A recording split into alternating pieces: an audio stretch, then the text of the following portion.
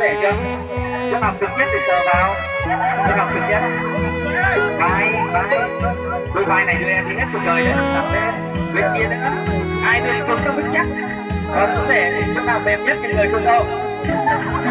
Đúng rồi. Mềm thì có nhiều chỗ mềm trên chỗ này là chuẩn đấy. Vâng, kính thưa toàn thể quý vị và cô dâu ơi, bây giờ phải đứng im nhá, mắt lim dim chờ đợi một tình yêu thật ngọt ngào từ phía chú rể này. Vỗ tay lên quý vị và các bạn trẻ ơi. Mùa tuôn có phò hoa lưu chế dẫu nâng nhỏ chỉ tao chỉ dù đùa tu lô ta y hầu mê khô tua nhẹ tua phung cho kênh cho chú đùa tu ua y mê chuôn đỡ ru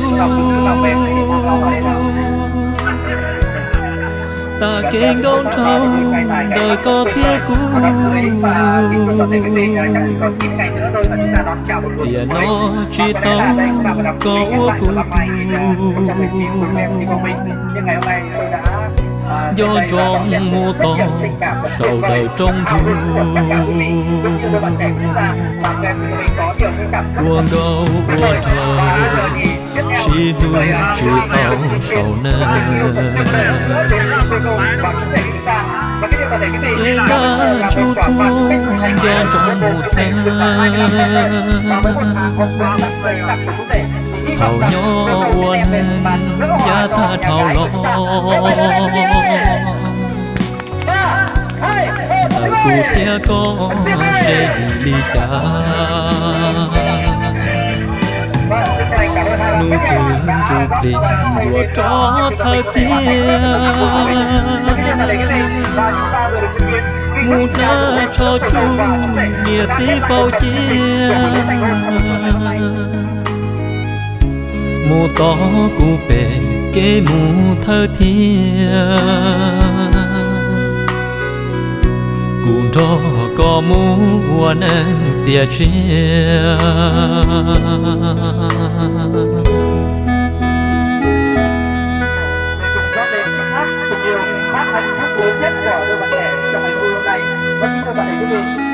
Xin quý vị thổi những tràng pháo tay thật lớn lên quý vị ơi.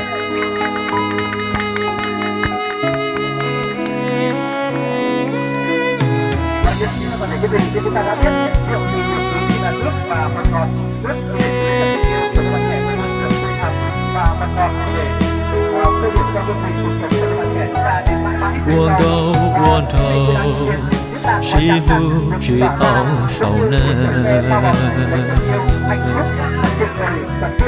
chế ta chu thu do trong mùa tháng thảo nhỏ uốn hưng giá ta thảo lo đời cụ thea có sẽ đi ly cha nuôi tương chụp đi đùa cho thơ thiên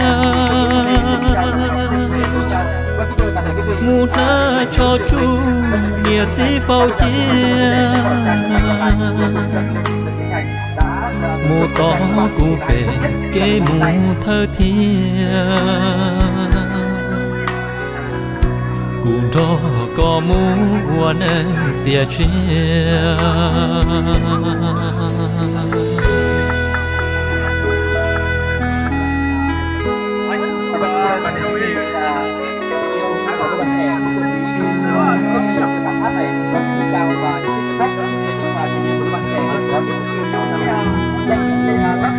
trên bàn tiệc của mình, các đầy rượu trên bàn tiệc của mình để cùng lân đi chúc hạnh phúc cho gia đình các bạn.